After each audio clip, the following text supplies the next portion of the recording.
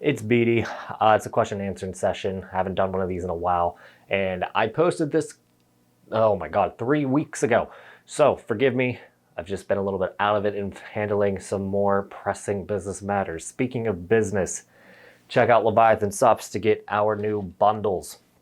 We have the date night bundle, which is for male sexual performance, and I'll just leave it at that. You can check out more in the description.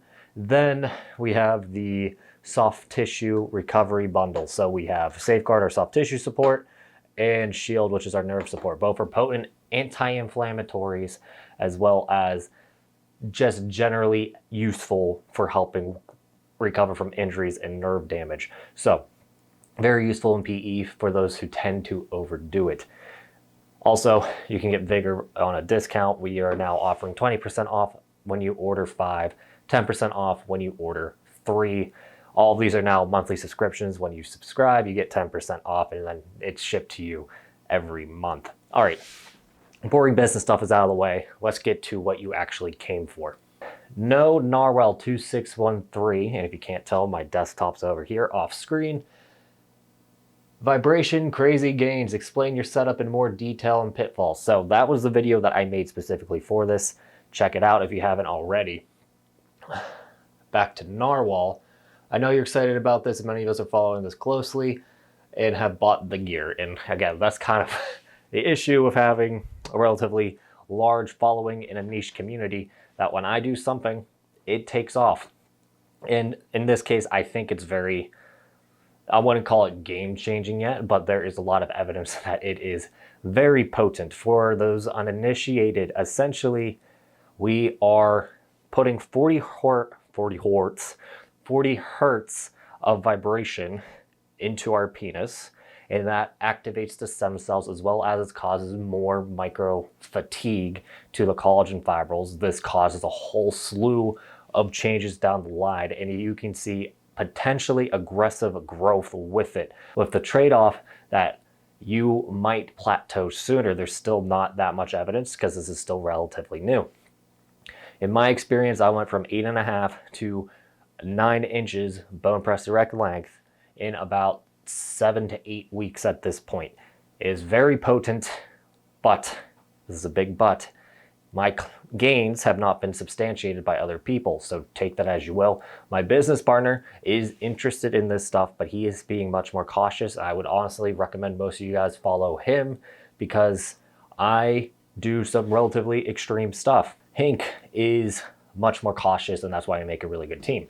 So when it comes to vibration stuff, the main pitfall is you don't have your vibration level locked in. You can hurt yourself, and that's why we should have pumped the brakes a bit when we were talking about this originally. It's post-production, BD.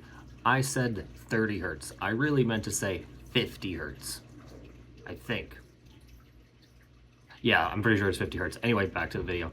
So 30 hertz or 30,000 RPM, depending on how you want to look at it, is starting to get to the point where we're going to see a bit of contraction, as well as potential long-term stress nerve damage. So like, a lot of people have injuries from using like a jackhammer all day at work. Their hands start degrading, like the nerves in their hands start degrading. And that's what we're obviously trying to avoid, right? So we need to set time limits, which would be, for me, 30 minutes max. Break it up into 10-minute pieces, and then make sure you're not overdoing it. It is very tempting to do this for an hour, but trust me, that's where it starts getting relatively dangerous. And not only that, after 30 minutes, you're going to see a huge drop in returns. Honestly, after 20 minutes, you might be seeing this huge drop in returns. But I've only been playing with it for about 2 months now, and I can see its uses to the point where we've been actually researching a custom product for this. More on that well into the future. All right. Faith in Progress asks some relatively loaded questions. So, why do some gain from clamping and not pumping? I've read a lot of people saying the mechanism for growth is the same, expansive clamping and pumping. That's a different, that's a tangent all on its own. Okay. I have read a lot of people saying that the mechanism is the same for expansive clamping and pumping. Again, there's a difference between what I teach, hypoxic clamping and expansive clamping. Internal pressure causing the tunica to fatigue and expand. So if that is true, would someone gain doing 4x5 or 6x5 clamping? So 6-minute sets of 5 minutes, but not at 6 minutes. So I mean 6 sets, 5 minutes of interval pumping at high pressures. So this is something that probably needs better explained by me. And think about it this way. When you're pumping with external pressure, if you have, let's say, either a relatively weak or a relatively big lymphatic system, you're going to be able to pull in a lot more edema through pumping than clamping, just because, let's say, those channels could be potentially 50% bigger than the normal person. That means you can pull in 50% more fluid. Therefore, you're never really going to be causing a lot of expansion to the blood vessels with pumping.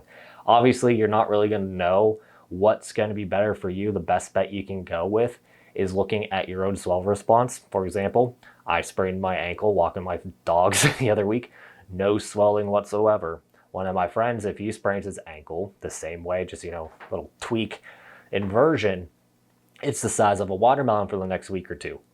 So obviously, if a mild injury like that can cause such dramatic swell response differences, that should probably come into play with like routine selection when it comes to penis enlargement. That being said, most people are not going to be on the extreme when it comes to the swell response. So for expansive clamping, we are trying to deform collagen. What that means is that we are trying to cause the tissue to expand to the point where the collagen fatigues, which then signals the growth response. With hypoxic clamping, we are trying to get the blood vessels to grow inside rather than the collagen. So we are looking at about 10-minute sets, which is still relatively high risk, just so you guys know, compared to 5-minute sets. Additionally, you can't hypoxic clamp as long, like in total set time, compared to expansive clamping. Expansive clamping, you probably do it safely up to an hour.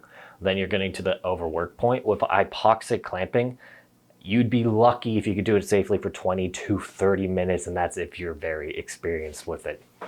So, laying that out, you will still get a bit of a hypoxic response with 5-minute sets of clamping. Comparing that to 5 minutes of pumping, you'll get like half of that hypoxic stimulant from pumping. So let's say you get the full shebang with hypoxic clamping at 10 minutes. Then with expansive clamping, you get half of the shebang in 5 minutes. And then with interval pumping, you're getting a quarter of what the hypoxic stimulant could be. And for people that have relatively low blood count count, pumping may not be the best bet if we're trying to quickly fill in that tissue. Granted, that expansive force in the blood vessels will cause growth. It's just, it is not going to be nearly as efficient as hypoxic clamping could be. So again, this is not a perfect science. I am literally just a guy with long hair that knows a lot about dick, apparently. So listen to other guys too, but in my opinion, pay attention to your body. If you have a high swell response, in general, you're probably better off clamping, but 80% of you will get very good gains with pumping. All of you will get very good gains with pumping and clamping combined. Now, back to InFaith's in Progress question at the very end. He said, I tried to do 4 sets of 5 minutes of hard and soft clamping. Again, that's just difference in the type of device you use. So either cock rings or, some hard plastic clamp to close off circulation, followed by 10 or 20 minutes of interval pumping every other day to try to make girth progress. So if you're making gains in the terms of expansion and size in tube, there's a slight chance, that you have pelvic floor issues that are limiting how much blood you can actually get into the penis at erection time. And then potentially that your heart's just not strong enough to pump that much blood into your penis and keep that pressure level up. So 2 things you could do. One is working on fatiguing the tunica with length work and tunica malleability and that kind of stuff. So that way it's already fatigued and very easy to push out against all the time. Therefore, you might be able to eke out some temporary long-term gains that way. And then you could also just work on your cardio and try to brute force it, get your heart really strong. Therefore, it can make that erection as strong as it needs to be. And you won't see that much of a difference with Cialis or like Viagra when it comes to testing this stuff, just because it can, your rate limiter is going to be your heart when it comes to the erection. So you can have every other card on the table correct. So, you know, healthy pelvic floor, healthy blood vessels, fully dilated. If you cannot get that pressure in your bloodstream to fill in your penis, there's a good chance you won't be able to reach full size. My goal, Chris Charming, elliptical cylinders, yay or nay? So for those who don't know, an elliptical is this shape. It's an oval. When most of you will probably have a circular pump, that really only matters for people that are exceptionally wide. So it's more of a comfort thing than anything else. The main premise behind this is that the corpus cavernosum is elliptical. So if we're trying to work 80% of the penis, or the body mass of the penis is 80% corpus cavernosum, this shape, we want to make it as easy for it to expand as possible and match the natural shape. I don't think it really matters all that much, especially if you buy a properly sized tube with enough room to expand. My corpus spongiosum, the part that runs down on the bottom, has gotten bigger. It has not gotten bigger faster than my corpus cavernosum, the big meaty part on top. So I don't think there's anything special about them other than potential comfort. Best PE cocktail. I know Vigor plus Cialis is good shit, but there's anything more I could add. NAC maybe. So let me just start. You do not need any supplementations for penis enlargement to work. I only started taking supplements in the past 3 years, other than like my typical pre-workout before the gym. However, supplements can help get a slight boost. For example, if you take, like he said, Vigor and Cialis, which is a drug by the way, you can get a very potent vasodilating effect, making it easier to pump and get erect and potentially helping recovery. Vigor, any L-citrulline based supplement will do the same, but if you want to support me and my business partner, Vigor on Amazon, leviathansups.com. Anyway, for me, I relatively, this might be a hot take because I sell supplements, but I don't really have a cocktail. I just do stuff that is going to increase blood flow to the penis. So that's going to be your aphrodisiacs, your vasodilators.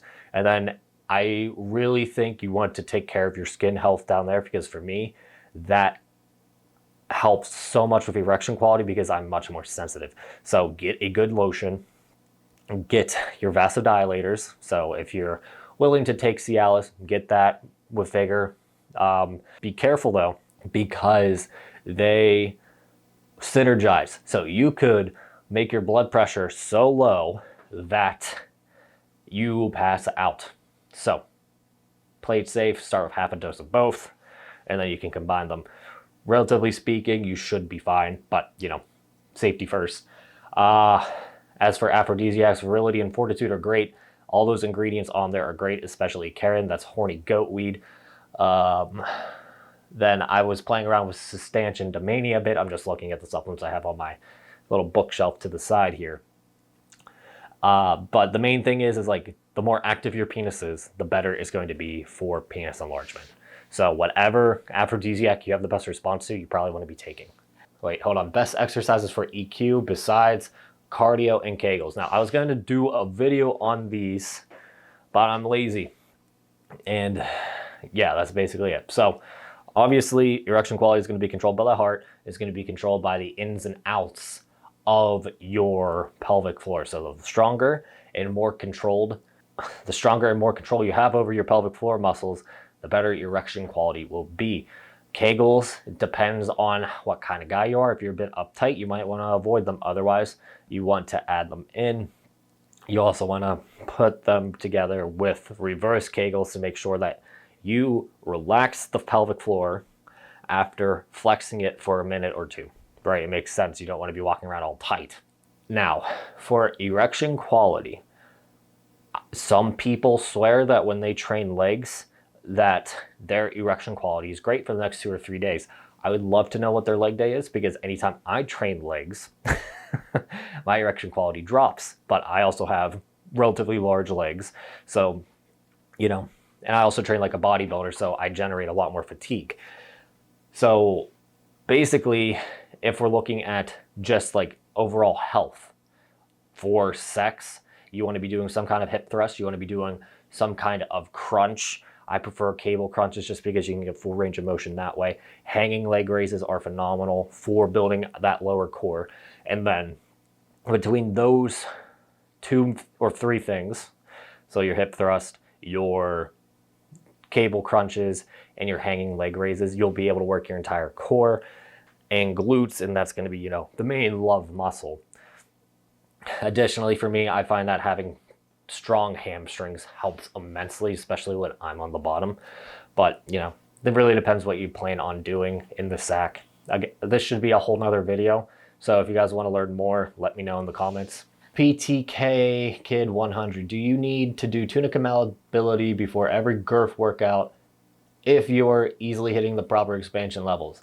So, back when I was originally calling this, I guess I was calling it Tunica malleability. What do we call it now? We call it Tunica release now. Tunica malleability is the predecessor to Tunica release. If you've been following along for a while, I've talked about Tunica malleability more on Reddit. Anyway, the idea is if you massage your dick enough, the collagen in the Tunica albuginea will relax and fatigue to the point where it is much easier to expand. And this helped a lot of guys gain girth because they're finally able to expand easily, cutting their workouts in half and actually working the tissue. The idea behind it was 2 things. 1, relax the tissue. 2, I've basically explained myself twice. Hold on.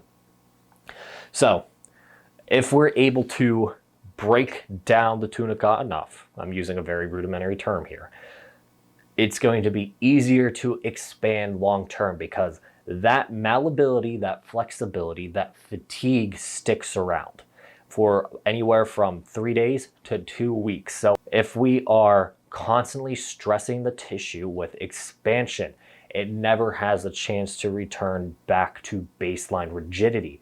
So originally I said you want to do 6 weeks of Tunica malleability training, and then you can focus more on just expansion work, and that's going to give you the best, most efficient routine. This is around 2021, I would like to say. Now I say you want to do Tunica release, Tunica malleability stuff with your routine 10 minutes right beforehand. And there's more than just, you know, making sure you're able to easily expand. That massage mechanic actually releases growth factors, and that helps long term. Now, if your routine's tight and you already are hitting your numbers with expansion, by all means, drop Tunica malleability, but I still think, efficiently speaking, 10 minutes of Tunica release before you do your girth work is going to help immensely. That being said, I have not practiced Tunica release probably within the past 4 months because I've been trying vibrations. So like, even when I say something is very helpful, doesn't mean I do it necessarily. Snoo 82170. What to do when you don't get 2% or more in the end of your session? I have used a load that feels like a very heavy load, about 4 kg, which is 10 pounds for us Americans. I've also been doing sessions for more than 45 minutes, but I never seem to get to 2%. So, first of all, the idea of cumulative fatigue. So let's say you're hitting 2%, maybe even 3% with your current routine. For me, after about 3 to 4 weeks, that number starts decreasing. But my stretch flaccid before the session is what's changing. What's going on is that my starting stretch flaccid length is catching up to my end stretch flaccid length. So the before and after of my session is getting closer and closer. That basically means that we cannot stretch our current size anymore without any recovery needed. So if you go off of my books, which you can get at peakmalphysique.com, by the way, I say every 3 to 4 weeks, take a week off to get past this cumulative fatigue. This also avoids strength adaptation, but there's also some evidence that says if you're doing it every other day, that can be pushed to about week 5 or week 6, just because you actually have enough time to recover between sessions, but eventually it will catch up to you. Now, some people just can't stretch that well, all right? We are talking about measuring a margin of error when it comes to most natural sciences. So if you look at most statistic researches, 2.5% is the margin of error. So like, let's say you get real tense because you got a weird text from your wife before you measured your after session. You might actually be smaller than your before session because your pelvic floor literally pulled your dick in because it's like fight or flight mode. So, got a little too personal, right? Me and my wife are fine. It was just hypothetical. But basically, the 2% is a guideline. It should not be live or die.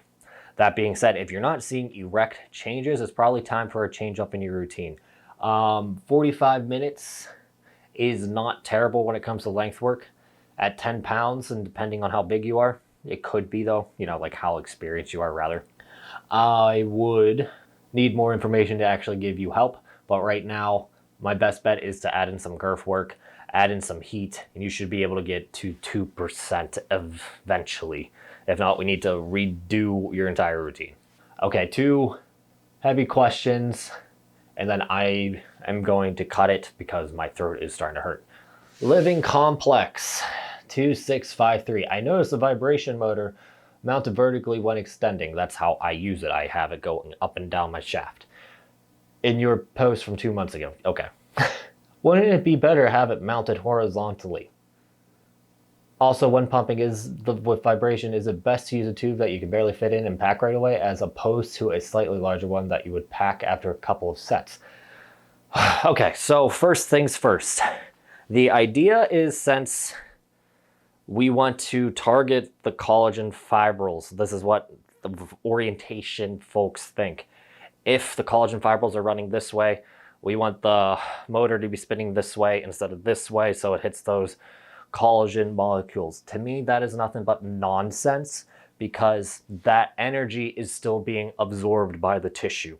So the stem cells that are going to be activated by the vibration will be feeling these vibrations. They are not aware of what axis they're on. Additionally, if you look at the collagen molecules, they're still going to be vibrating, whether it be this way or this way, right? And what's happening then is those hydrogen bonds in the collagen molecule are going to break regardless. Would it happen faster if we do it with the orientation that it's built for? Maybe. Would it matter after 30 minutes? No. So to me, worrying about orientation does not matter at all. Like I said, I've already gained a half an inch using vibrations in about 8 weeks. I have not tried for girth. But back to your point about the tube. I don't think it really matters what tube size you use for vibrations. So if you're trying to copy Foul Black, or is it Foul Back? I don't know. I think it's Foul Back. They basically squeeze you into a really tight tube because they're trying to make it so you stretch in the tube, and that's how they're getting the length gains. Okay, sure, it's a very roundabout way to do it, but that's not going to be most efficient in my experience. It's also not going to be the safest, because if anyone has length pumped long term, they know it is quite uncomfortable. Anyway, if you're going for girth, make sure you have room to expand. That's the most important thing. I use a 7-inch inner circumference cylinder with 2.25 for most of my girth work. That is going to be allow me to have like 3/4 of room to expand, 3/4 of room, 3/4 of an inch to expand in the tube. That's basically where most of you guys want to be too, anywhere from 1/2 inch to 3/4 of an inch. It's going to be close enough to the tube, and as well, the tube is going to be vibrating as well. It's going to be transferred into your penis regardless. So don't worry about it too much unless you have a relatively weak motor. In that case, just get another motor, like literally get 2 identical motors, but that's another story for another day. Okay, last one. Silk Lake, do skinny dicks need more pressure from pumping and bigger dicks need less? Well, It's complicated. Let's first talk about the idea. One of the mods, Carl, he does my thumbnails, he established the idea of hoop stress mattering. And the idea of hoop stress is that based off the volume inside a vessel, in this case a penis, more pressure is exerted on it when it is full. So the sides of the vessel will be feeling more pressure because there's just more mass inside the vessel, therefore exerting more pressure. So, in a perfect world where all Tunica albugineas are the same thickness, a 6-inch penis in girth, 6 inches around penis in girth, is going to need much less pressure than a 4-inch girth penis to expand, just because they have that volume already to force a lot of pressure. The problem is when you look at it from, like, let's say an adaptive response, your body does not like to overexpand. And that's the entire premise of PE, that this overexpansion is causing more collagen to build up in the tunica albuginea.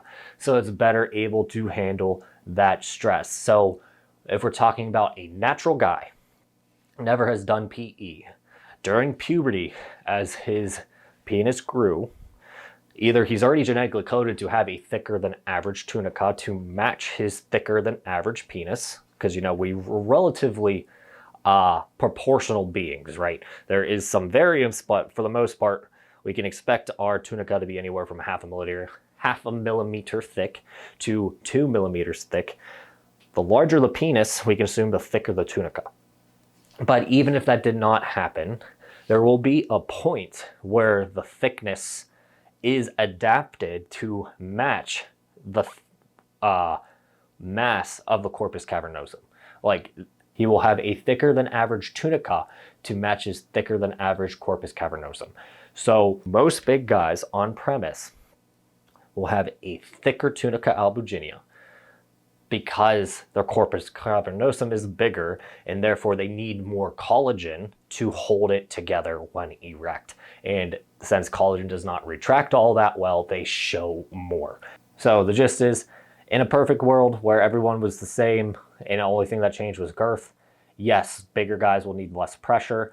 I've noticed this slightly when it comes to my own girth work. I'm able to handle a little less pressure after switching my routines around, and I believe my tunica has gotten thinner because of that. Therefore, I need less pressure to exert against it. Anyway, I'm going to end it there because I'm kind of rambling. He has 3 more questions. Is pumping after seeing edema worth it? It depends on how much. For me, my cutoff point lately has been 25 minutes to a half hour. And that's when the edema gets to the point where it starts to, like, bubble up under the glands, and I lose sensitivity, and it just loses the aesthetic. And at that point, you're going to be pulling just more edema into that pocket rather than you're going to be working the tissues. Is pumping for an hour a day beneficial for gains? Split it up or in one go? Most of my colleagues do not pump for more than 30 minutes at this point. You do not need to be pumping that much. In my opinion, like I already has said, 30 minutes is just going to be an edema fest. Some older techniques recommend doing 40 minutes, an hour to up to 2 hours. Play it safe. Start with no more than 30. If you're just starting out, no more than 20, and go from there. Longer pumping sessions or compression hangs make my head go purple. Is that a sign to stop? Basically. So first, let's talk about the pumping. You are not giving any chance for fresh blood to come into the penis and flush out all the deoxygenated blood. Not sure if that's a word. Blood without oxygen in it. Therefore, you're choking out the skin on the tip. You should be taking 5 to 10 minute sets and breaking them up for 3 to 5 minutes of rest to avoid that kind of discoloration. If you're doing interval pumping like I do, 2-minute sets, you don't really have to worry about it. Now, With compression hanging, if your head is going purple, that means you did not get all the blood out of your glands when you put it on. So squeeze real tight when you're putting on the male hanger, for example, and that will help with the blood in the tip and you will not go purple. However, you need to be taking 20-minute breaks with the male hanger or any compression hanger to make sure you do not damage your nerves. It's pretty self-explanatory. Nerves begin to signal die off at about 20 to 30 minutes. Your sets should not be any longer than 20-30 minutes under any kind of compressive load like that. All right. My throat is sore. I rambled a lot. I don't know how many outtakes there will be, but again, guys, if you have anything you want me to cover like in a video, let me know in the comments. Like and subscribe. Check out Leviathan Sups. Remember, I have a book that covers a lot of this stuff already. There will be an update just for vibrations here soon, and the rest of the girth update as well. Just need to find time on my schedule to make it. I hope you enjoyed this. I hope you learned something, and I'll talk to you later.